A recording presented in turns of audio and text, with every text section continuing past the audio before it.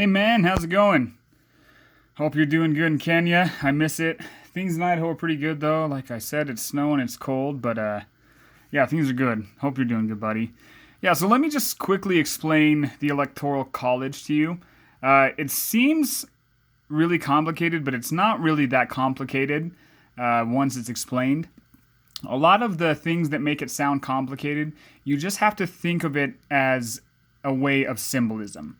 Now, I'll get back to that symbolism in a minute, but I'll just kind of explain what I mean by symbolism and how the Electoral College works. So, look at Kenya. One thing that a lot of Kenyans have asked me is why don't the United States just do a majority vote where everyone in the country votes and the presidential candidate that gets the most votes wins? I'll explain why. To explain that, let's talk about Kenya. A lot of people I've talked to in Kenya have said that what happens in Nairobi is really, really different than what happens in the rest of the country. They say that oftentimes Nairobi dictates for the entire country. So whoever Nairobi chooses for president usually ends up winning. But as you know, people that live in Nairobi live really, really, really different lives than people that live outside of Nairobi, especially in rural areas. People that live in rural areas need different things than people that live in the cities. They need different things from their government. But a lot of people say, like I said, that Nairobi ends up choosing a president and dictates for the whole country. And so that means Nairobi has better roads, they have better infrastructure, they have better technology, they have better living conditions.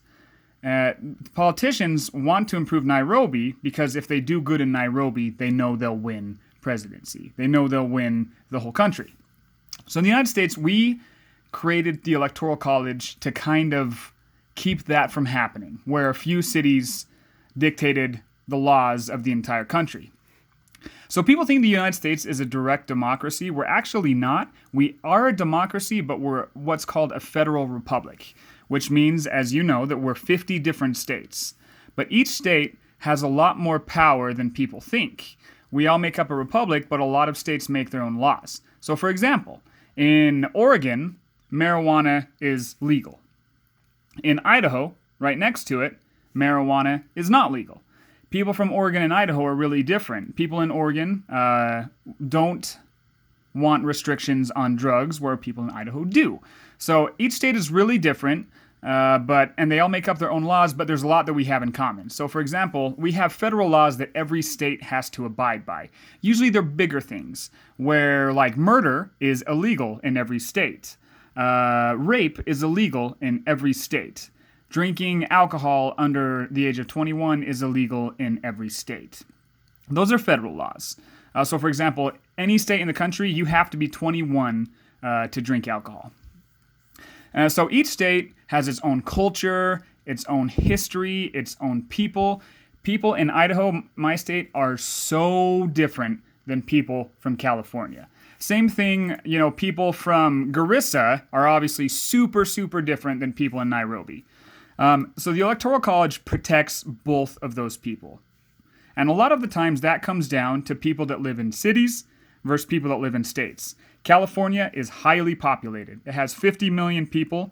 Most of those people live in huge cities. Idaho is not highly populated. It only has about 1 million people. Most of us live on farms, live in rural areas. And just like Kenya, different parts of the country, people want different things from their government. So we created the Electoral College that gives each state its own say, because just like in Kenya, there's a few big cities in the United States that make up a huge amount of the population of the United States in whole, and some states as well. So if you took the population of California, Texas, New York, Pennsylvania, and Michigan, those 5 or 6 states would make up half the population of the entire country. So if we did the majority vote system, the president who wanted to be president would only go to those states and try to get their vote to win election. They would also invest government money in only those states. They would try to improve the roads in California, in Texas, in Pennsylvania, and New York, but not Montana, because there's not enough people in Montana to earn them a vote if you did a majority vote. But the Electoral College prevents that in a lot of ways. So here's the complicated part of the Electoral College that actually is not that complicated. So I'm going to show you a map of, this is from the 2016 election, okay? So we have, each state has a number of electorates, the ones that actually submit the vote for presidency. That is made up of a couple different things. So we have our Congress, which is similar to your parliament, is made up of the Senate and the House of Representatives. The Senate is completely equal for each state. Every state has 2 senators, no matter how many people they have. And the House of Representatives is based on population. So I think it's about 1 representative for every 500,000 people that live in the state. So Idaho has 1 million people, so we have 2 representatives. California has millions and millions of people, so they have a lot more representatives. But the representatives and the House, along with making laws and being Congress, they are the electorates for presidency. But that, being an electorate, is completely symbolic. So the people are the ones that choose the president during an election, but each state has a different number of votes based on how many electorates they have. So, for example, like I said, Idaho has 4 electorates, 2 representatives, 2 senators. Those 4 go towards the presidency when that's voted on. So let me explain. So the people in Idaho vote for president. So in 2016, they voted for Donald Trump. Because Idaho has 4 electorates, all 4 of those electorates go towards the election of Donald Trump. And since California has 55 electorates, all 55 of those went towards Hillary Clinton in 2016 because the whole state voted and they voted for Hillary Clinton. So think about it as points, okay? Idaho is worth 4 points. California is worth 55 points. And basically how it works is the first person to get 270 points, you can kind of see it right there, wins. The reason why we have electorates who used to vote for the president goes back hundreds and hundreds of years. Hundreds of years ago, we had all these states, not all of them, but we had a lot of states, but it was so hard for people to travel that we would send a delegation from each state.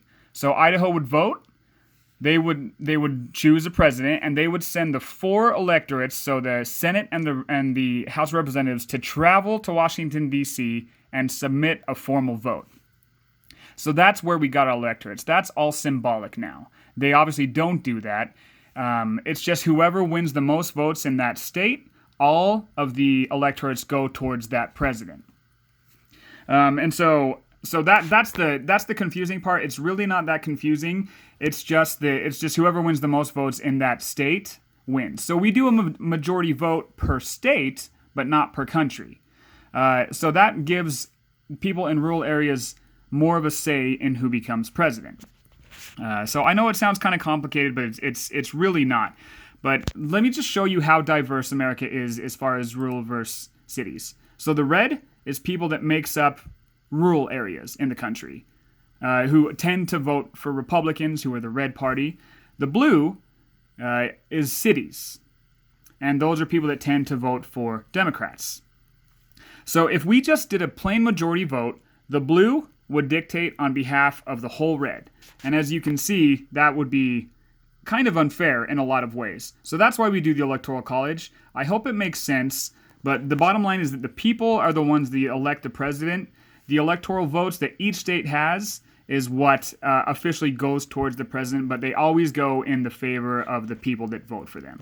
So I hope that explains a little bit, man. I know it's kind of confusing, but it's just you just have to remember how diverse and different America is, and the Electoral College is a great system because it keeps these small patches of big cities from dictating on behalf of the whole country. We try to make sure that every state has a say. Now, that being said, California, because it has more people, will always have a bigger say than Idaho. But if it wasn't for the Electoral College, Idaho would have absolutely no say on who became president.